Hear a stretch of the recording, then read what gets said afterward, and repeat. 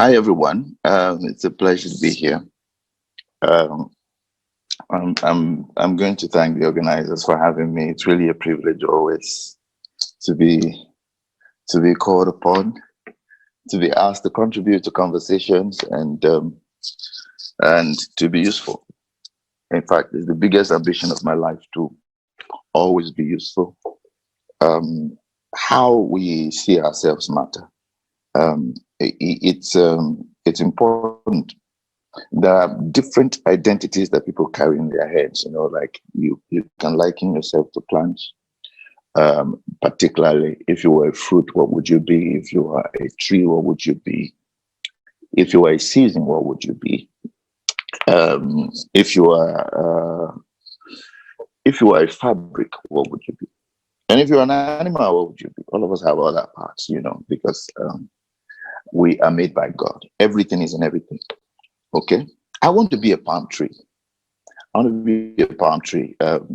It's an ambition of my life to be a palm tree. A palm tree has no identity from the root up onto the head.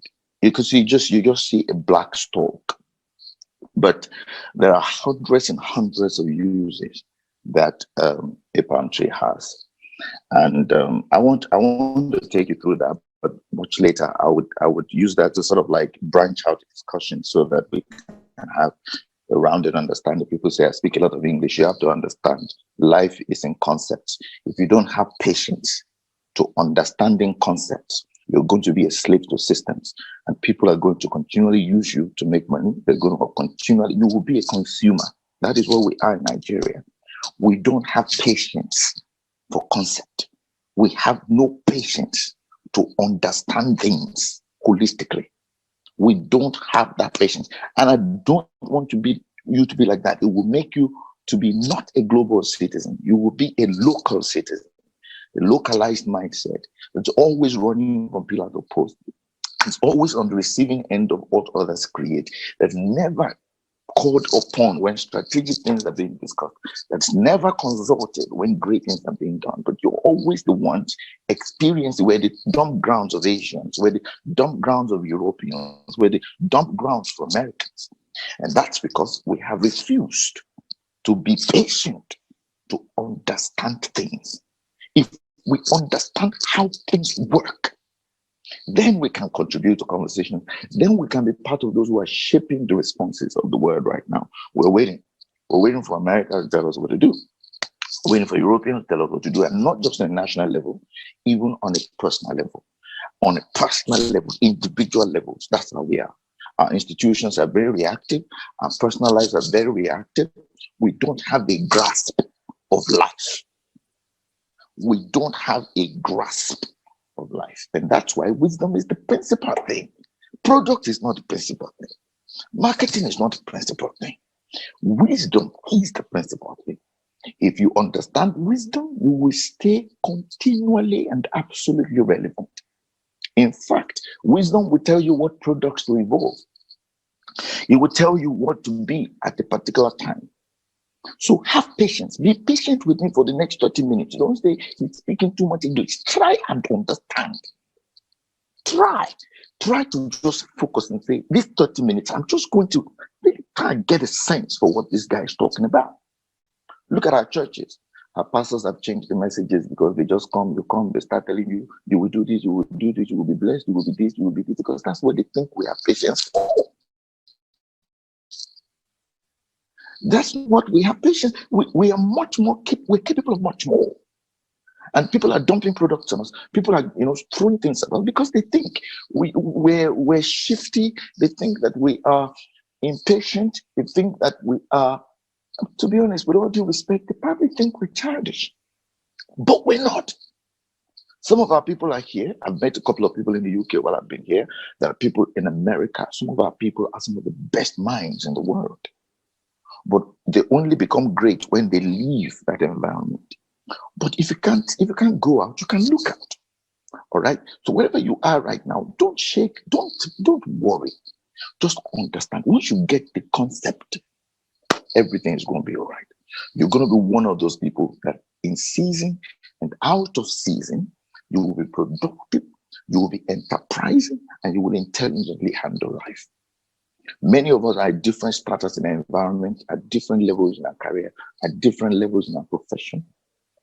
But if we understand how things work, we understand the core principle of things, we can scale. Anything you understand, you can scale it. Anything you don't understand, you'll constantly be looking for something, to join to it. Meanwhile, every seed has the organic way that it evolves into greater and bigger things. All right. Now, this is a very instructive seminar. I decided that this is a very important way to look at it. How to thrive. How do you thrive in uncertainty? How do you thrive in uncertainty? Uncertainty is not just about COVID-19. Uncertainty is a part of life. Now, the first thing I'm going to say is this. When things become unpredictable, when there are storms in your life, when there are, winds of change, when things, change, you have to return to the fundamentals. Return to the fundamentals. When things become unstable, return to the fundamentals. The fundamentals don't change. They don't change. They don't become suddenly irrelevant. So we live in an unpredictable universe. I mean, we live in a universe that's constantly evolving. Things are not stable. Things are not certain. Things are shifting. In fact, this COVID-19 has exposed a lot of things. I'm going to go through a couple of things that it exposed, and we can begin to think, oh, okay, things are going to go topsy-turvy. You can begin to feel insecure. But if we return to the fundamentals, we know what the fundamentals are, and we return to them, we will always thrive in every season of our lives. No matter how shaky things get, if your relationship with the fundamentals is solid, you'll always be on the right and the profitable side of change. If your relationship with the fundamentals is solid, you will always be on the right side of change. Through losses, through pains, contrary winds, tumultuous events, you must stay true to these fundamentals, and they're always under your control. Look, they're always under your control. You are not as out of control as you think. Please hear me, be patient. You're not as out of control as you think, because the first mistake people make in crisis is this. They focus on the things they cannot control, and then it's at the detriment of the things that they can. They focus on the crisis in the world, the things like crashing oil prices, or crash this and happen, this is going on, businesses are not going to be, we're on lockdown, we're this and that. They focus on that so much. And it is human. It is very human to focus on the things we can't control. It distracts us because of the news, it's on social media, everybody's talking about it, people are, discussing what is happening. But like a friend of mine always says, there's a difference between what is happening, which are the events, and what is going on, which is the driving force of these events. The things you can control are the things that you should focus on at all times, because they're the things that are under your control. They're the things that you can make happen at any time. And the better you are at these things, the more solid you are when seasons change. I'm going to take you through some of those things. That's the first mistake people make. And I think sometimes in crisis, sometimes people fixate on the things they cannot control because they don't want to fix the things they can. Usually, people distract themselves by the things they cannot control because they do not want to focus on the things that they can control. The good book says, while the earth remaineth, seed time and harvest, cold and heat, summer and winter, day and night shall not cease. He says, as long as the earth remains, those things will always be here. So it's been merciful. As unpredictable as the globe is, as all the problems happening in the world, political systems, economic systems, all of them, as bad as they become and as unpredictable as they can become, the good book says that these 4 seasons will always be with us. Say, whether you like it or not, these 4 seasons will always be here. The 4 seasons are seed time, harvest, cold and heat, winter, summer and winter, day and night. They will never cease. Now, there are many of them we cannot control. For example, I mean, we can't control cold and heat. We don't know. We can't make things hot. We can't make the season cold. We're not the ones that determine what happens when summer happens or when winter happens. For instance, I've been taking allergy tablets since I've been here because it's spring. So every, everywhere, everywhere now, you can't breathe properly because it's pollen in the air. I can't control that. I really can't. And there's day and night. There's. I don't know when it's going to be day, when it's going to be night. I'm not the one that switches on the sun and turns on the moon. It's not my job. But it started with what we can control. It started with seed time and harvest. That there'll always be a time when we generate an action, and there'll always be a time when we get a response. He says that those ones, that is completely under our control. And there'll always be a time when we make a move, and there'll always be a time when we get a response out of that move. There will always be a time when we determine the effects that we're going to feel by the causes that we sow. We're going to get wiser in life as we interact with seed time and harvest. People are going to judge whether we are wise or not by how we interact with seed time and harvest. And it ties into all of the issues of life and all of the vicissitudes, all the things I learned from the last speaker. She mentioned some things, and I began to group them under this same category. You will not always control the seasons that happen in life, the big seasons of life. Nobody knew when COVID was going to come. Nobody knew that COVID was going to come. The organizers of this conference didn't organize it for COVID, though. Really. So you see, the response of Dabira conference started before the question of COVID. The platform was built before COVID came. So the platform is thriving now in COVID, but it was sown before COVID came. Now, regardless of whether COVID, in fact, as powerful as this is an action that has happened. I mean, we thought we couldn't go to church, we couldn't go anywhere, we can't gather, we can't do it, but we can do it on Zoom. Because harvest will always respond to seed. Harvest will always respond to seed. So do not at this moment divorce yourself from all the events in the world that are happening, the things you cannot control, the response when lockdown is going to be lifted. When it happens, someone says, I need to go out to make money. You think so? You really think so? I don't think so. Because you fixated on that little idea that says I must go out to make money. You are not opening up your heart to the possibilities that are here. There are always possibilities in complexities. No matter how complex a situation is, there is always possibility within it. The things I'm sharing with you now, I did not learn them in COVID. No. These are the governing principles of my life. In fact, my friends are frustrated with me. They check on, say, are you doing okay? Then I'm not doing okay. I'm doing fine. It can feel like you're being arrogant, but I'm fine. I'm really okay. because right from my youth, I have learned that life is totally unpredictable. And I have developed some predictable ways of dealing with unpredictable things. And those are the things I'm sharing with you today. I hope I can take you through in the next 15 minutes.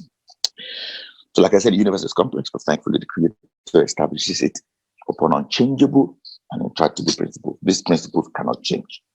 And the first way is to make processes equitable, is to make it predictable. If Nigeria has a problem with laws now, people don't obey laws because you don't know whether if you obey, you're going to get the result. I mean, sometimes in Nigeria, sometimes in Lagos, I live in Lagos. When you're driving in Lagos, you are driving right. You're the one that people are thinking is driving wrong. So wrong is right, right is wrong. The process is not equitable because it is not predictable. People are not sure that if they come in at this end, they're going to go out at this end. But it's not the same here. People queue here because they know that regardless of where they are on the queue, it will reach them. And that is how God has made principles. I'm going to take you through 3 different fundamental laws of self-governance. Now, if you pay attention to these 3 things, maybe you have a difficult time now because really the preparation for war will start in time of peace. I can understand. I'll get to that later. I'll get to how you can practice these things right now to position you, because listen, this is not going to be the last pandemic we're going to have. It's not. It's not going to be the last lockdown we're going to be in. No, there will still be lockdowns around the world in the next couple of years. Does that mean that our life should stop? Does that mean that we should not begin to beg for bread? Does that mean that we should not be able to thrive? Does that mean that our dreams should die? Does that mean that we should stop living as human beings? No, because we will get better through this. And these are the things you need to pay attention to. The last week I mentioned some of the things there, but I want to take you through them in a conceptual kind of way. One, relentless evolution. No, relentless evolution. Many people, once something is functional, they stop worrying about it. Someone talked about the shower principle the other day, like how a man went into the hotel and, he was complaining that his shower was not coming out. And the plumber came and said, the shower is working now. And the guy said, I hope that water is not coming out from. He said, but it's working. He said, but it's working now. Today, 75% of the workforce of Access Bank are going to get the sack. I don't know if they will actually be able to execute that, but at least 25% of them are going to be out of work. And it is because, listen, and I'm not talking down on anybody, I'm really, really pained, but it is because we see the shower, water is coming out, but there are a lot of holes where water is not coming out, but we say it is working. It's exactly what the problem is. Once water is coming out, we say the shower is okay. Once I can go to work and get a salary, it's okay now. Is it not okay? What is it? Is it? Is it okay that just because water is coming out of the shower, it doesn't matter that there are many holes in that place that water is not coming out from?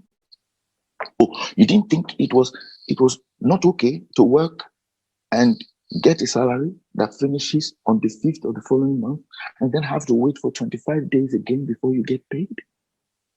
That is some of the holes in the shower that's not working. But because we don't feel like engaging that, because it is functional now. Why do we need to press on? At least I go to work, they give me a salary. Okay now. But now, is it? These are fundamental laws of personal evolution. You cannot rest on your oars. You can be the market leader today, and tomorrow you're out of the market. It can happen. And the signs are always there. Look, my friends, my sisters and brothers, whether my brothers and my sisters, the signs are always there. But guess what? Because it is functioning, because it is working, we move on with it. And then storm comes. The first thing that people get rid of are the dead woods, things that are merely working. And when I work in customer care, you work in customer care, you work in call center or something like that. You handle how many calls a day? Maybe 15 calls a day. And you know that the capacity in that place is very minimal. In fact, right now I spoke to a friend of mine who works in civil service. There was a report that came out 8 years ago. Civil service would downsize now. They're going to merge some departments and they're going to tell some departments to go. Well, we're talking about one of those agencies of government. And she says to me, sometimes you go there, the building is so bogus. And they have, over 60-something staff that are doing nothing. So you as a person, you go to work, and from 8 o'clock in the morning till about maybe say 10 o'clock, your work don't finish. From 10 o'clock to 3 o'clock, you're gossiping. And you don't think there's something wrong? That maybe I'm underutilized? Maybe I should position myself so that I will be able to do more? You don't think so? So you have to wait for the storm to come and wake you up. You are broken the principle. And you didn't know. You didn't know that you were breaking the principle because you are not fruitful to the maximum. You are not maximizing your moments. You are not filling your time with productive activity. And when storm comes, boom, they get rid of you and say, life is not fair. Maybe it's not. But have you been fair to yourself? I work in an industry right now. From the first day I entered that industry, I noticed there's something wrong. The writing is bad. People are not writing good stories. I could have said, well, I'm just an actor. I'm not a writer. I was immediately successful when I came into Hollywood. Immediately successful. I could have just said, oh, it's not my job. The writing, I mean, it was my own. No. I downloaded a writing software and I went online to learn what it means to write a script. I was working. Yet, I realized that if I did not personally evolve, if I did not see the advantage of the opportunities around me, even though I did not need to, I would not be here today.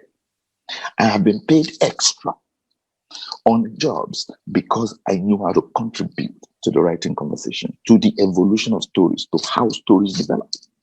It's not my job, or is it not my job? Relentless evolution. Evolve or die, they say. You know what? I would say evolve or be miserable, vulnerable, and in slavery. Those things are not attractive to me. I don't want to be miserable. You know, I used to work in a bank and I would go to work and I would sit there, we were in marketing and all of that. And all I had to do was write briefs and send it to the agency and wait for the agencies to come back to me. And I didn't think that was okay. I would wait sometimes for 3 days to get reply on a brief that I sent to the agency. This is what my life will be like. I will just be sending briefs to agency. I'll be sitting down, I'll be waiting for them to report to me, to say, get back to me. And I've done my job now for what they pay me for. Nobody's going to say I did not do my job because if you see the quality of the briefs I wrote, they were really qualitative. But in my mind, I was thinking, no, this is not the end of my life. This is not the end of my engagement. There's something wrong here. So guess what? I began to go to the agency. I will send them a brief, then I will go there. Instead of coming to the office to wait for them to get back to me, I will go into their office as the client. And the way they used to be in this area where you have the Green Spring School, I think it's Brown Anthony there at that time. I was living in Lokoju. So instead of going to VI to the office and wait for the agency to get to me, I would go to the agency and sit there. By going there, I learned their processes. I understood their processes. Then I thought I pushed things along. I tried to push things along from the back. Sometimes I'll go there, then I'll go to the office. And then when I got to the office, I was able to brief my boss and say, this is the stage where the work is. Even though the agency had not officially gotten back to us, it made me a lot more valuable to my boss. A lot more valuable, in fact, so much so that he advised me to take marketing more seriously, to get certified, to open my own marketing agency, which was what I did. So that in 2011, when I left the bank finally, I was making millions by being a marketing communication consultant. You heard it when they introduced me. I became a marketing communication consultant from working in the bank. It freed my time and it allowed me to pursue my other passions, which was acting. And it was pursuing the acting that led to some of the successes I'm experiencing today. But guess what? I'm not stopping there. Last year, I said I must direct my own film. I must learn directing. So I began to put together resources to learn directing. I'm in the UK, I'm going to come back again, go to school. I've shot my film in December. It is relentless evolution. Relentless evolution. That is one of the cardinal principles, and it's always under your control, how you evolve, what you do with what you're given, and what you do beyond that, what you're given. The second is long-term planning. Many of us are buried in the practical demands on one level, and we cannot respond to the strategic demands of the next level. And this is really This is really one of the passions I have, especially for women. Women who have to take care of the home, they have to take care of this, they have to take care of that. They're the ones that are constantly on the receiving end of having to go to the market, having to feed everybody, having to carry someone to the hospital. They're the ones that are going to do the laundry. They're the ones that are going to, they're the ones that are going to do everything, cleaning the house, blah, blah, blah. And they do all of this. They're not thinking. They don't have enough energy to think. How?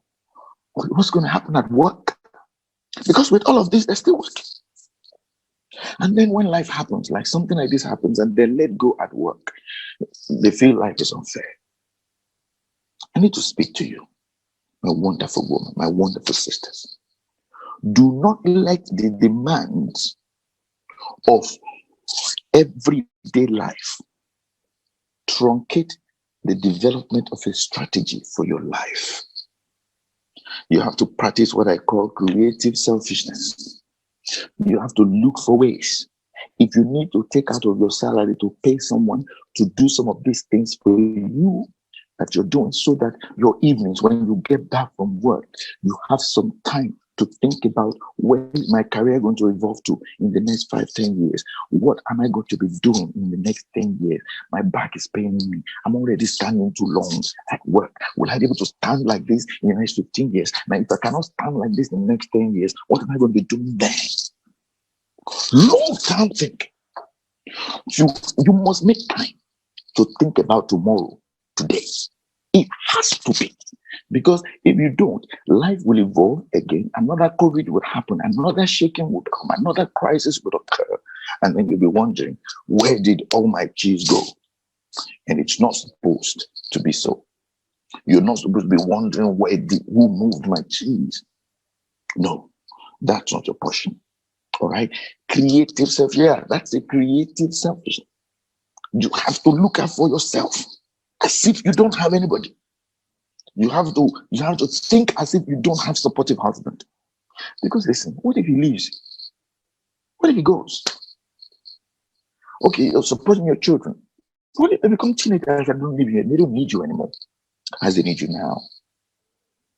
I'm not saying break up your family. I'm saying look at yourself and say, how will I be? What will I be doing in 15 years' time? And if that question, your answer to that involves the actions of others more than your actions, or you're on shaky grounds. You are on shaky grounds. I was consulting for an artist yesterday who used to matter, but now does not matter anymore. And what we drill down, because I do personal strategy for people, and what we drill down to is this: a misplaced loyalty. You're loyal to people. You're only supposed to be loyal to contracts. You're supposed to be friendly with people, but be loyal to contracts. If it is not on a page of a book, it is not yours. If it depends on the goodwill of other people, if they feel good, they give me. If they don't feel good, they don't give me. Like a promotion, for instance. If it's upon the goodwill of others, then it is on shaky grounds. Long-term planning. Don't be buried in the practical demands of one level that you cannot respond to the strategic demands of the next level. And the third principle of personal self-governance that I want to talk about is love and social impact. You are never too young, too poor, too low, too rich, too busy to love people and to focus on how to impact your society. This is a principle that some people have started using now in COVID. When COVID happened and they could not make money anymore, guess what they started doing? They started impacting people socially. The organizer of this conference is one of them. When you can't go to the office to go and make money, you shift to social impact. All of us must have an angle where we want to enrich the world in which we live. Very, very important. Very, very crucial. So what are you doing as a work of love? I started speaking in leadership, started trying to read about leadership. In fact, I got interested in leadership because I was leading a choir. The choir was in crisis of leadership. People needed leadership. And I was not a good leader. I wasn't. Oh man, I was impatient. I would shout. I would scream. I was selfish. I was self-focused. I was not very, compassionate. I was not empathetic. I did not know how to teach people. I didn't know how to coach people. So in around 2002, 2003, I began to see my deficiencies. So I began to look for books on leadership. It's a work of love. I did not read leadership books because I wanted to start a company like the one I have today, where I take people personal evolution, where I teach people personal strategy. I didn't have self-transformation. I did not want to start that day. It was a work of love. I did it because I wanted to do what I was given to do. I wanted to do it right. So I went in search of knowledge. I began to spend money on books. I began to spend money to go to seminars. I traveled abroad. I began to look out for that. Even as I was looking out for some of the things I was doing for myself, I was looking out for this. And right now, people pay me money. People have paid me so much money during this COVID period just to talk about personal evolution, to reassure them that their lives are going to be okay, and to bring out a plan of how their lives will be. See how life works. Love will eventually evolve into profit. You don't start it for profit. You did not start it because you wanted to make money, but you started it because you want to impact people. You may be young, you may be 13, 14, 15, you may be 23, you may be 25, you may be 40. It is never too early or too late to think about how your life will impact other people in a selfless act of service to them. I know somebody who started their coaching career when they were in the bank.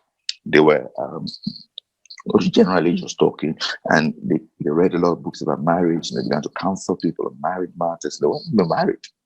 She was not married.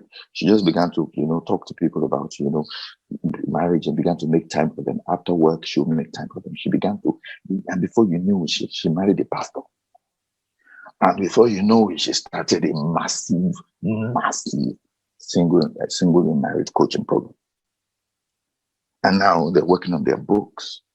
They're going to have a book. All right. Look at your life based on these three principles and make a note right now. How am I doing in personal evolution? 2, what are my long-term strategy? 3, what am I doing for love and social impact? Very important. Very, very critical pillars of personal self-governance. Like when they wake you up at night, these 3 things should be burning in your heart. They should be burning on your consciousness. They should be the reason you go for conferences. They should be the reason you read books. They should be the reason you don't just go to work drudgily and come back drudgily and sleep and then wake up in the morning and rinse and repeat. No. When crisis comes, those are the people that will first of all be blown away. They're the first people will get rid of. I was watching, the bank MD making the speech. He was saying, well, we're compassionate. We know this is going to be a problem. We know this is going, but we have to do it. We have to do it. He never said I will get rid of myself. No, he never said so. Because he got to where he got to by these 3 principles. The focus on these 3 principles. You're going to be wealthy. You're going to be healthy. You're going to be stable in tough times.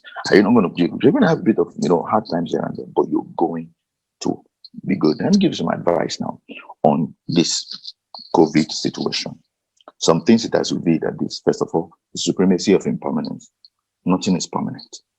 Your bank where you're working, your big organization where you work, the oil industry is going to be shaken. It's the doctrine of impermanence. The first one is personal evolution. The second one is long-term strategy. The third one is love and social impact. Someone just asked me. So this is of impermanence. Second, this COVID-19 has taught us that the world is still under construction. You wake up and you think everything has been done. Not everything has been done. If everything has been done, the vaccine for this will have been available. The world is still under, construction. And I told you about the weakness. And I told you about the weakness of the environment. You get settled with all the strategic or the tactical things and maintaining the home and doing things for other people. You don't have time to do that for yourself. You've got to change. There has to be a shift in knowledge as well. The quality of the responses of your heart in a time of crisis is based on the depth of your knowledge about life. So where are your opportunities? Three things you can do right now quickly. That resolve your conundrums. From based on what I said to you now, face those burning questions that have been on your heart. Is my job secure? Is my life secure? Am I in the mastery of my industry? If I'm not, then I need to fix that. So shake yourself out of the slumber, review seriously what your options are.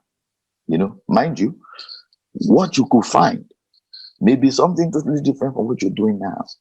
I told you before, I'm a palm tree. Don't be surprised tomorrow if they say Femi is selling palm oil. Whatever needs to be done that I can do, I will do it. I don't define myself as an actor, but I'm not an actor. I'm a speaker. And I want to measure myself by the standards of some of the best speakers in the world. It doesn't matter. I'm not going to come and say, "Oh, I'm not a speaker. I'm just going to give you something." No, I prepared for this. I really, really prepared for this to make it relevant to you, to make it tailored to the situation. Two, resolve your relational dark spots. Let me tell you a secret. People are now open to having difficult conversations. If you are in a very bad relationship, this is the time to start a conversation with that person. They are open now. Everybody's mind is open to disruption now. People are not at work. People are worried about life. It is time to make changes. Fix your leaks. Be honest about your level, your skill level to handle the new world, and make plans on how you're going to put that growth gap together. Listen, if you don't yet know what to do, it's okay. Be patient with yourself. No need to rush. If you didn't already have a plan in place, you're already late. Take a step back, like the last speaker said, reflect, and then carefully plan. Yes, fix your leaks. Listen, most people who claim to know what will happen next don't know. They don't know. Everybody is just speculating and guessing what will happen. And I've read some of the best journals in the world, from Time Magazine to The Economist. I've read everything. People are just speculating. And if you go back to 1918, when the Spanish flu happened, there was all of these things that people were predicting would happen.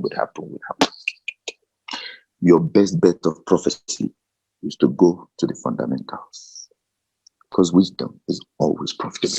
If you stay with those three principles I told you, regardless of what happens next, you will be ahead of change. So don't worry about predicting what will happen, how things will change, how things are going through. No, really, people don't know. Just keep your eyes open, keep your mind open, be relaxed, do not be anxious. These things I've said, don't let it make you feel bad. No. Just go back to them and just interact with them. They are timeless. You will be better at them this next year than you are this year. And you resolve those burning questions. Yes, definitely. Most people who claim to know don't know. Don't beat yourself up.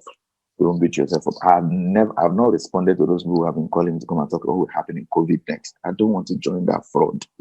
Do a webinar, what's going to happen in COVID next. Now we are paying money now. No, I don't know.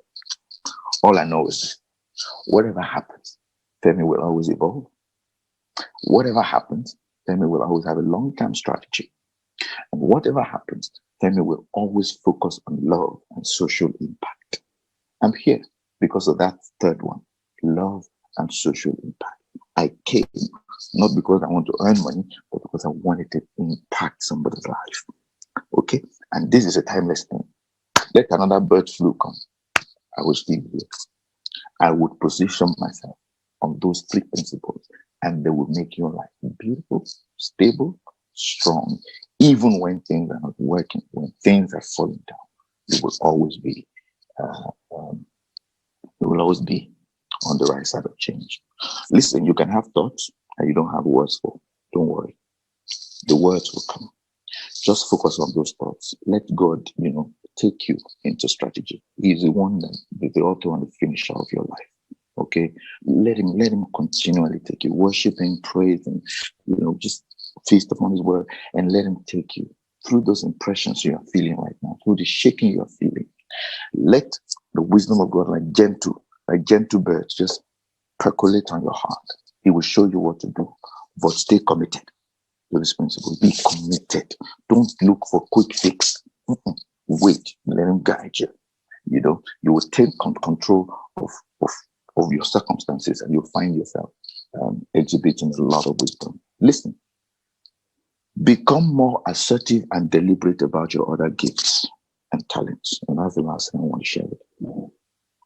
Those things you used to share with friends, they used to say, they're very good though. I used to say it's nothing. No, become more assertive about them now. Become more assertive about them.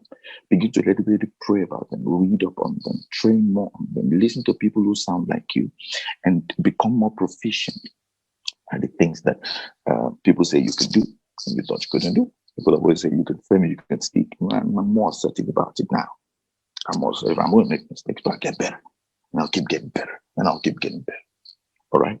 So remember that the dominant ideas of your life right now were deliberately developed. So you will seek opportunities to develop yourself and get better at the things that you do. I want to stop here because my time is up. If you have questions, I'll be willing to take them. And yes, I was told to speak for just 30 minutes. I think I'm done now. I don't want to take more of your time. If there are no questions, I'm going to make my EBA now. Do not forget the 3 principles. Evolve or die. Do not stop at being functional. Pursue excellence. Don't stop. Don't say water is coming from the shower. Look at those holes where water is not coming. What are you going to do about them? What are you going to do about them? All the holes in your shower must be gushing with water. God made you like that. You must function at your highest capacity. 2, have a long-term plan. See 10 years from now. It will not be a perfect site, but it's a good site nonetheless. All right? And 3rd, don't ever stop having love and social impact. You learn a lot about life by contributing to it. So look for someone to encourage, even during this difficult time. If you have 10 naira, share 2 naira with someone. If you have 20 naira, share 5 naira with someone. Always focus. Because listen, it's the people that you have helped that leave your future open for people to help you too. They may not be the ones to help you, but others will come and help you. All right? Love and social impact. 3rd and important principle. Madam Moderator, can you... What? Right. Okay, I can hear you now. Thank you very much, Femi. Thank you. Can you hear me? Yes, I I was can just hear trying to you. type I out can hear a you. question that came on a personal chat. So, Okay. yeah. Thank you very, very much. That was an amazing session again. You have actually opened our minds, our hearts. I mean, something that has actually struck me in what you said is the love and the social impact of things. You Mm, know, for me, that is very key mm, because I think for us as humans, created by the Almighty, I think there's a purpose He made us for. And yes. for me, based on what the Holy Book says, it is that word, love. Mm, Love. From there, we can then move on to other things. And I like the fact that you have actually stressed that to us, even in this season and beyond. Because yes. for me, it's love that will take us through. It is only love that will stop you from going to harm your neighbor. It is love that will stop you from being jealous or envious of the person next to you. It is love that will take us through in bringing out even those specific gifts and talents that we might want to share and use for others. I mean, to have that social impact, like you said, it's love. Mm, So thank you very much for that. Thank you. We also learned about having a long-term strategy. Again, that is mm, very key, and letting us know that we will, I mean, we must evolve. I won't even say will or we should. It's a mm, must for me now. I must evolve. And I'm hoping that goes for all of us. And you talked about us being very friendly, being friendly. That is key. mm, I mean, like I said, again, it's also, taking love, beyond our own space and to everyone around us. So thank you very much for that. I did send in a question. It was, can you please itemize the sort of changes we should expect? I mean, we've been hearing of how the employment and, how there'll be changes in careers, in employment, but I'm sure there are other aspects of changes we should expect after this season. I call it a season because it's a Mm, time, it's a season to change. So could you mm. just if possible, itemize or just mention those for us, please? Thank you. I think that I don't. These are not predictions. Because like I said in my speech, I really don't know. But these are things that I can infer. People are going to need emotional and intellectual support. So those who can support people in emotional resiliency, people who can help others think better, people who can help others feel better, are going to um, are going to be needed. They're going to be in high demand. Two, the more of the things you can build without needing so many tools, and the more of those things that you can share without needing so much money, more of the things you can build without needing so many tools, more of the things you can share without spending so much money. For instance, with me now, with knowledge, I'm going to develop instructional videos a lot more. I'm going to develop instructional videos so much more. I think what's happening with Zoom has started happening. Some people have started hacking into Zoom. Like, that's one of the problems with Zoom now. You can see a message coming up. People should ignore that. They're just stupid hackers. The more of the things you can build without needing so many tools, the more of the things you can sell without needing so much market, so much money. It is so important. You focus on those low hanging fruits, things you can do right now. There's no skill that is wasted anymore. None. Develop structure around every skill that you have, and then get some more skills. Very, very important. Like I said before, people who can help others build emotional resiliency, people who can help others think better, feel better, they will be needed at this time much more than ever before. Now, life will continue as before. Much of life will continue as before. And there was people said we're going to be using artificial intelligence. But let me tell you, where we are in the world, where we're maybe 15 years behind the world in Nigeria. We are not. So don't make drastic changes to your business just yet. Don't make too much drastic changes to your business just yet. You can reduce the number of people that work for you or that work with you, because sentiment will not take you far. So you can begin to look for ways of getting rid of wood, things that are in themselves to your business right now. Just get rid of them. There are tactical things like the last speaker said you can do about, delivery.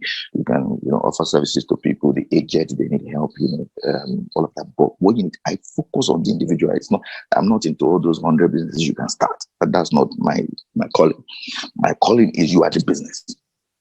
If your mind is working, if all your gifts are firing, and all your skills have structure to give knowledge and receive value, that's what that matters. Okay, and then focus more on your personal mind, your emotional resiliency. It's so important. And the last advice I gave, please don't pay attention to it. If you don't break off that relationship now, that is so dysfunctional, it will get more dysfunctional after this. Because anxiety makes people do the wrong things. Like I said, though, do not think you know what's going to happen. Nobody knows. Keep what you got, save as much as possible. Give money to people, give but save. Do not consume now. You cannot consume now, because when the world comes back, liquidity will be king. those who have money, those who have reserve, are the ones that the people are going to pursue. They're the ones that are going to take advantage of opportunities that are emerging. So don't spend so much. Conserve what you've got. Stay nimble. Stay very narrow in the way you consume things, and then when time comes, you can be useful. I don't think I have much more than that.